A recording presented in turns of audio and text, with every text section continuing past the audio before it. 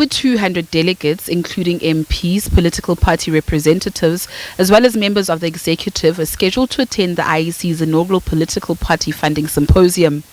Delegates will reflect on global best practice with regards to the funding of political parties, as well as the Political Party Funding Act's record in strengthening South Africa's democracy. The IEC's political party funding chief executive believes that the legislation succeeded in its primary task of promoting transparency. What we know now that we didn't know then is that where does the money come from? And what I like about what the law has done to date is that those private individuals or business that are donating to these political parties, the public would now be vigilant to see whether this particular business or the individual is getting some business from the state or not. And for the fact that there are political parties that are complaining that this law has resulted to the shrinkage of donation, it means it is working. Otherwise, if it was not working, we were not going to hear these complaints.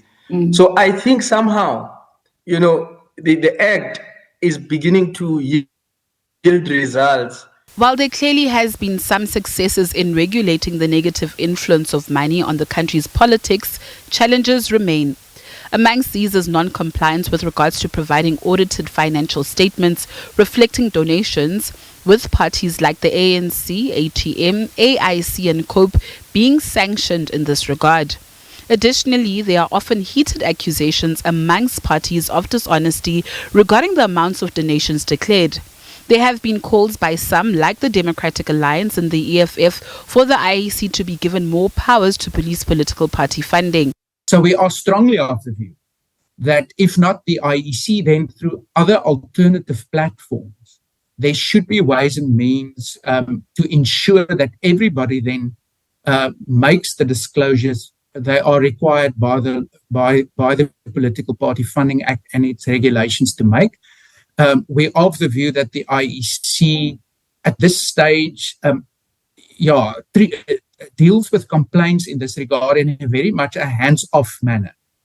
And on the one hand, whilst one understands that for them to embark on robust investigations just on the basis of let's say, and discomfort on the part of some about how some parties disclose and then spend, could expose themselves to criticism that they're undermining their own independence.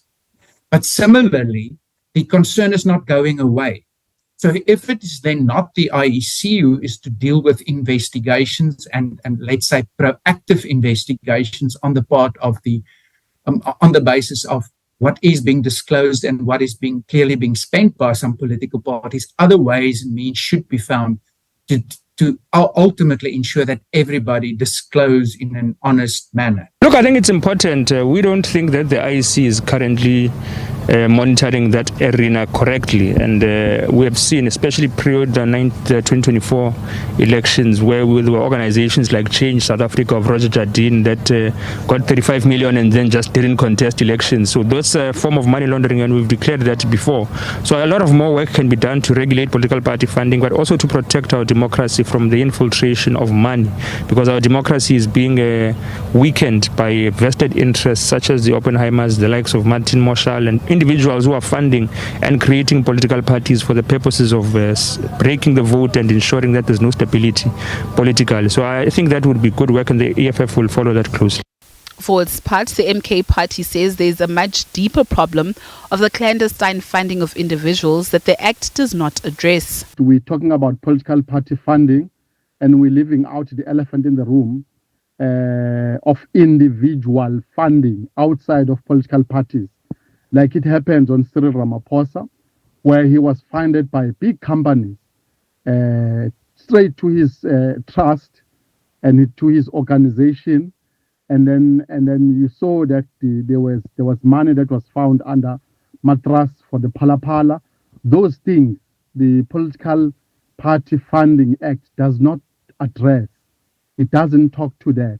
However, the Electoral Commission says the decision as to how to improve the manner in which the Act operates lies with the public and their representatives. This is it's a difficult view from ourselves because it's like we would be calling for strengthening of the unit as though we want the function.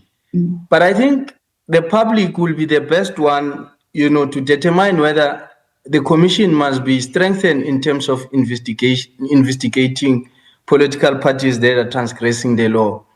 But let me raise something with you. For the lack of a better word, there may be conflicting views here or interest. What do I mean? The EMB, which is the IEC, is expected to run elections. But at the same time, it will be expected to investigate political parties that are transgressing the law. I think for me, this is conflicting in a sense that the independence that the commission is supposed, to portray or to practice may be impaired by the fact that it's also an investigating body. Now, we will begin to see complaints from the public that we are investigating this political party and not the other one. Last month, lawmakers passed amendments allowing political parties to receive twice as much in donations, 30 million to the previous 15 million rands. The amendments also permit parties to declare a minimum of 200,000 rands to the previous 100,000. Despite the fact that a full bench of the Western Cape High Court is still considering the matter. The outcomes of the symposium will most likely also include or make their way into the final report of the Electoral Reform Consultation Panel aimed at overhauling the country's electoral framework due at the end of August. Natasha Phiri, SABC News, Johannesburg.